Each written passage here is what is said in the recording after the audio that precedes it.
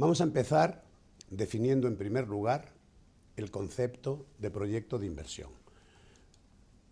Podríamos definirlo como un conjunto de activos, de inversiones en definitiva, de bienes y derechos, que tienen una finalidad común empresarial. Puede ser el crecimiento, puede ser el desarrollo de un nuevo producto, puede ser la creación de un nuevo canal.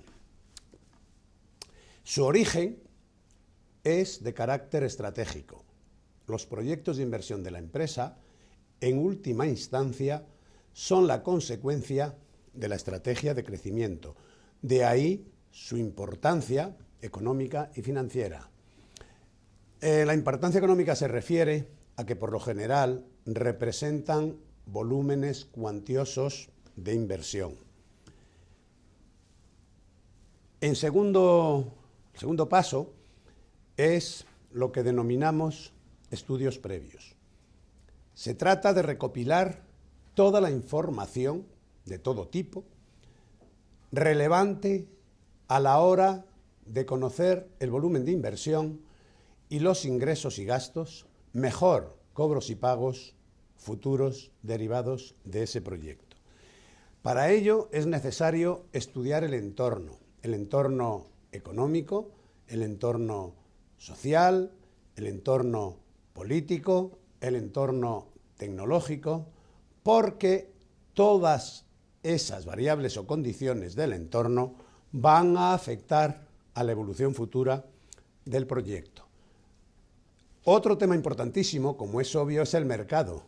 El proyecto se hace básicamente para generar ingresos. Eso se consigue vendiendo y las ventas dependen del mercado. Por lo tanto, conocer el mercado, su capacidad, es fundamental. La demanda. La demanda está influida también por factores macroeconómicos, pero para determinar la dimensión del proyecto, su capacidad de producción, es necesario también conocer la demanda. La localización, el lugar donde vamos a ubicar los activos. ¿Por qué? Porque la localización influye, entre otras cosas, en los costes de logística y los costes de transporte. La logística, es decir, las condiciones de transporte, como he dicho antes, y de almacenamiento. La tecnología productiva que vamos a emplear, los procesos de producción, determinantes a fin de cuentas de los costes, la regulación, que aunque estamos en un mundo cada vez más liberalizado, también es un mundo cada vez más regulado, y la regulación de todo tipo, física, la regulación fiscal, la regulación mercantil, la regulación medioambiental, tiene un impacto claro en el proyecto. No puede olvidarse tampoco el estudio de las condiciones regulatorias. Hechos los estudios previos, la siguiente decisión a tomar es la duración del proyecto, que no se refiere al número de años que va a durar la construcción de la fábrica o la realización del proyecto, sino se refiere a la vida económica del proyecto, al número de años en que los activos, en definitiva, entre comillas, la empresa generada por el proyecto, va a estar generando ingresos y beneficios. Eso es un dato fundamental para el análisis económico-financiero porque determina el número de años para los cuales debemos hacer las proyecciones financieras. En todo proyecto podríamos decir que hay tres vidas.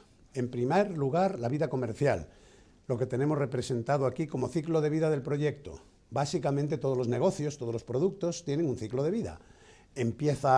Parte de cero en términos de volumen de ventas, después tiene una etapa de crecimiento más o menos lento, que es la penetración, después un crecimiento rápido, después las ventas se estabilizan y después decaen. En definitiva, esa es una vida del proyecto, la vida comercial, el número de años en que es previsible que el proyecto genere ventas significativas. Pero los proyectos en general, salvo que se trate de proyectos que solo utilizan activos intangibles, tiene también una vida física determinada por la vida útil de sus equipos, de la maquinaria, las instalaciones, de los activos materiales que componen el proyecto. Es lo que en términos contables se denomina vida útil.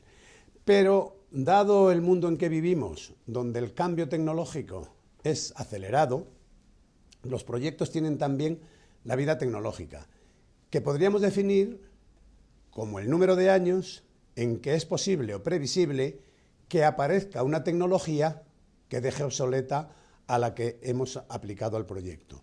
En definitiva, los proyectos, si es posible, deberíamos de calcular sus 3 vidas: comercial, física y tecnológica. Si son distintas, ¿cuál elegir? La menor, obviamente la menor. ¿Por qué? Porque cuando se acaba cualquiera de ellas, se ha acabado económicamente el proyecto. Una vez que hemos determinado la vida económica del proyecto, el número de años, para cada año de vida del proyecto debemos determinar las proyecciones de flujos de caja. Aquí es conveniente resaltar que la evaluación de los proyectos no se hace por el criterio del devengo, sino por el criterio del cobro y del pago. Es decir, aunque partamos de inversiones, financiación, ingresos y gastos, todo eso hemos de traducirlo a cobros y pagos. ¿Por qué? Porque son, en definitiva, cobros y pagos las variables fundamentales del proyecto. Pero para ello, los flujos de caja se descomponen en primer lugar en un capítulo que son los fondos absorbidos. Son las inversiones tanto en activo fijo como en activo corriente o variación del capital de trabajo que requiere el proyecto. Es toda la inversión del proyecto. Y resalto que no es solamente la inversión en activos fijos, sino que son los directamente implicados o derivados del proyecto, que pueden ser de carácter material o de carácter inmaterial. También en todo proyecto hay que estimar la variación del capital de trabajo de la empresa derivada del proyecto en cada uno de los años. ¿Eso qué quiere decir? Que cuando el proyecto entra en explotación se producen variaciones en sus necesidades de existencias, el saldo de cuentas por cobrar, la tesorería y los proveedores. Es decir, que la inversión corriente de la empresa varía por culpa, entre comillas, del proyecto. Eso también es inversión atribuible al proyecto. Con eso tenemos fondos absorbidos. Después, es necesario estimar para cada año los fondos generados, es decir, los cobros y pagos derivados de los ingresos y gastos que genera el proyecto. Para hacerlo, seguimos una secuencia que va: estimar para cada año los ingresos por ventas, restar los costes desembolsables, es decir, aquellos costes que suponen pago, que suponen salida de dinero. Restar también, pero de forma separada, las amortizaciones, la depreciación, es decir, el gasto que no supone pago. Con eso tenemos el beneficio antes de impuestos y aplicando la correspondiente tasa tenemos la cuantía o importe del impuesto. Restándolo del beneficio antes de impuestos, tenemos el beneficio después de impuestos. Para convertir ese beneficio en caja, lo que hacemos es volver a sumar las amortizaciones. Y eso nos da los fondos generados. En definitiva, la pregunta que surge aquí es: ¿por qué las amortizaciones aquí se restan si luego hay que volver a sumarlas? Aquí se restan para poder calcular correctamente el impuesto. Aquí se suman porque la amortización es un gasto, pero no es un pago. Por lo tanto, como el criterio es caja, se vuelven a sumar. Cuando hayamos hecho eso, nos encontraremos probablemente con algo parecido a esto, con un resumen de las proyecciones de flujos de caja. Lo probable, en estos tiempos modernos, es que esto sea la hoja de Excel de las proyecciones de flujos de caja. Bien, ya tenemos los datos fundamentales del proyecto. Pero como las proyecciones se refieren al futuro, es necesario determinar una tasa de descuento para colocar a valor de hoy los valores de las proyecciones. Para eso tenemos que determinar el correspondiente coste de financiación. La tasa de descuento es el coste de financiación de la inversión. En general, el WACC. ¿Por qué en general el WACC? Si el WACC incluye financiación propia y financiación ajena. Muy sencillo. Las empresas, en general, no tienen una fórmula específica de financiación para cada proyecto, sino que suman todos los proyectos que van a realizar en un año y los suelen financiar con una media de deuda y fondos propios equivalente, más o menos, a la estructura de financiación de la empresa. Esa es la regla general. Pero a eso hay que añadir inmediatamente que en aquel proyecto, cuya fórmula de financiación sea propia y específica, la tasa de descuento debería de ser el coste de esa fórmula o fuente de financiación propia. Dicho eso, tenemos que realizar, ya tenemos por lo tanto dos datos básicos, fundamentales, las proyecciones de flujos de caja y la tasa de descuento. Toca ahora evaluar económicamente el proyecto. Reitero los criterios. Si en la empresa habíamos hablado de liquidez, rentabilidad y riesgo, al evaluar un proyecto que no es otra cosa que una empresa en pequeño, pero hecha hacia el futuro, tendremos que medir la liquidez, la rentabilidad y el riesgo. ¿Cómo medir la liquidez? ¿O qué es primero la liquidez? El tiempo que se tarda en recuperar la inversión, es decir, los fondos absorbidos, con los flujos de caja generados por el proyecto, es decir, los fondos generados. Para ello, ¿qué hay que hacer? Aquí tenemos un ejemplo. Un proyecto que tiene una inversión inicial de 100 y unos fondos generados durante 3 años de 50, 50 y 50.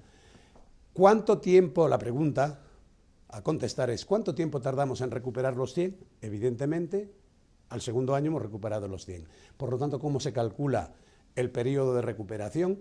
Acumulando los fondos generados para ver en qué año igualan o superan a los fondos absorbidos. Eso está muy bien, pero no es un criterio suficiente. Inmediatamente hay que estudiar la rentabilidad y para eso utilizamos el VAN, el valor actual neto, como primer indicador. ¿Y qué es el VAN? Es la suma en valores actuales de los fondos generados y de los fondos absorbidos. Para calcularlo, obviamente, debemos de utilizar la tasa de descuento correspondiente. Aquí tenemos la fórmula general. El VAN es igual a, normalmente de signo negativo, la inversión inicial más los fondos generados, el valor actual de los fondos generados. Ejemplo. En el ejemplo anterior de un proyecto que tiene una inversión de 100 y genera 50 durante 3 años, su VAN sería menos 100, que es la inversión inicial, más el valor actual del flujo de caja del primer año, actualizado a la tasa K sería la tasa de descuento, normalmente el WACC, y así sucesivamente. Eso es el VAN. ¿Cómo aplicar el VAN? Para que un proyecto sea aceptable, su VAN tiene que ser positivo, porque en ese caso el valor actual de los fondos generados supera al valor actual de la inversión. Y entre varios sería preferible aquel que tuviera mayor VAN. El VAN es interesante, pero tiene un fallo. No nos da el porcentaje de rentabilidad. Eso se hace mediante la TIR, tasa interna de retorno o tasa interna de rentabilidad. ¿Y qué es el TIR? Justamente el tipo de interés que hace cero el VAN. Para calcular el VAN era la incógnita, ese valor era la incógnita. La tasa de descuento era un dato. Ahora hacemos al revés. El VAN es cero y convertimos la tasa de descuento en la incógnita. Esa es la TIR. ¿Y cómo se aplica la TIR? Básicamente comparando la TIR, el porcentaje de rentabilidad, con el WACC, el coste de la financiación. Y en términos financieros, o económicos más bien, solo serían aceptables proyectos cuya TIR sea superior al WACC, al coste de la financiación.